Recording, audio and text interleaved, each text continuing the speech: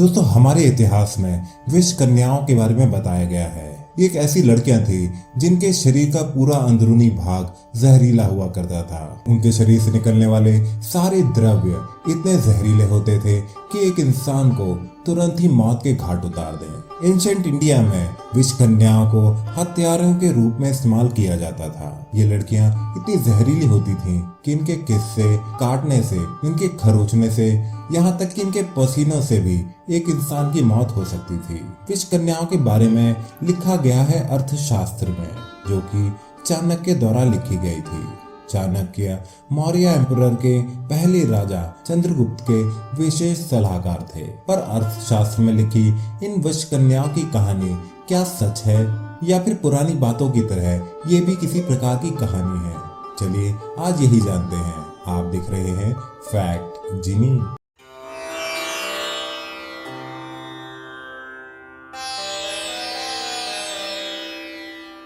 तो दोस्तों विष कन्याओं को इंग्लिश में पॉइजन डैमजल भी कहा जाता है। ये ऐसे इंसान हैं जिन्हें संस्कृत के कई सारे लेखों में एक हत्यारे के रूप में लिखा गया है। इनका इस्तेमाल दुश्मन राज्य के राजाओं को मारने के लिए किया जाता था। कहा जाता है कि पैदा होने के दूसरे दिन ही एक ऐसी बच्ची के मुंह में सांप के जहर की एक बूंद डाल दी जाती थी। धीरे धीरे जैसी ये बच्ची बड़ी होती जाती थी, इस जहर की मात्रा धीरे धीरे बढ़ा दी जाती थी, जिसकी वजह से ये लड़कियां जहर के मारक असर से इम्यून हो जाती थी, यानी कि जहर का इनके शरीर पर कोई असर नहीं पड़ता था। अब आपको ये सुनकर काफी अजीब लग रहा होगा कि ऐसा कैसे पॉसिबल है, पर आपको ये जानकर हैरानी होगी कि विष कन्याओं की कहानियां तो सिर्फ भारत में है। रोम के एक ऐसे ही बहुत बड़े राजा थे मिथ्रीडेटस, जिनके बारे में हमने पिछले वीडियो में भी बताया है। उसका लिंक नीचे डिस्क्रिप्शन में मौजूद है।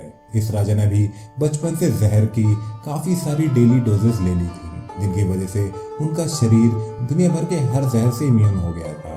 उन पर कोई भी जहर असर नहीं करता था और इसी तरीके से बचपन से पाली और बड़ी की जाती थी ये घातक विष कन्याएं। अच्छा, कई कहानियों में तो ऐसा लिखा है कि विष कन्याओं के सिर्फ छूने भर से मौत हो जाती थी, और कई कहानियों में ऐसा लिखा गया है कि ऐसी लड़कियों के साथ सेक्सुअल इंटरकोर्स कर या फिर उनके किस से या फिर उनके पसीनों से या फिर किसी भी पेय पदार्थ को अगर वो झूठा कर देती थी तो उसके पीने के बाद वो चीज जहरीली बन जाती थी और इसी से उसकी मौत हो जाती थी, जिसकी हत्या करने के लिए उस विष कन्या को भेजा गया होता था। ऐसे कई सारे लेखों में ऐसे कई समाजों के बारे में लिखा गया है जो बचपन से विष कन्या को पालकर बड़ा करने का काम ही करते थे। पैदा होने के साथ ही कई सारी छोटी बच्चियां किडनैप करके लाई जाती थी और इन्हें जहर की डोज देना चालू कर दिया जाता था।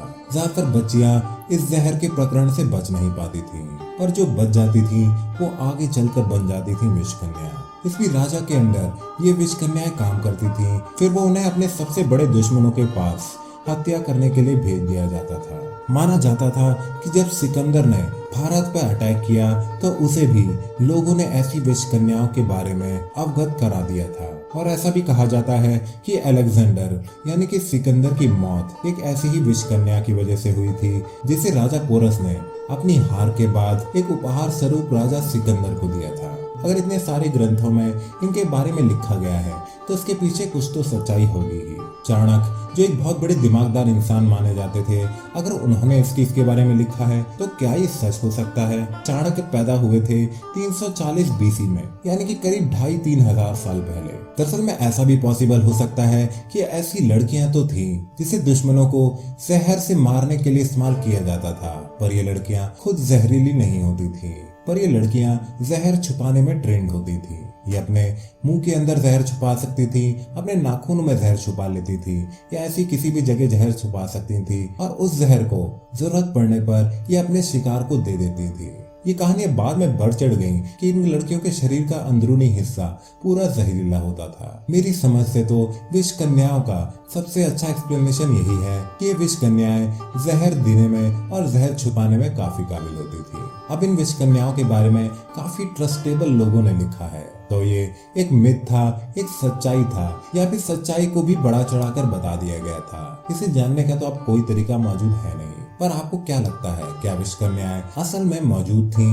हमें कमेंट करके जरूर बताएं। और दोस्तों हम हमारे चैनल में आपको ऐसे ही अमेजिंग कंटेंट दिखाते रहते हैं, इसलिए हमारे चैनल को सब्सक्राइब और हमारे वीडियोस को शेयर, लाइक और उस पर कमेंट करना ना भूलें। इसी तरीके से आप फैक्ट जिनी को अपना सपोर्ट शो कर सकते हैं। और दोस्तों हमारे इंस्टाग्राम चैनल को भी फॉलो करना ना भूलें, उसमें भी हम डेली 3 अमेजिंग पोस्ट डालते हैं।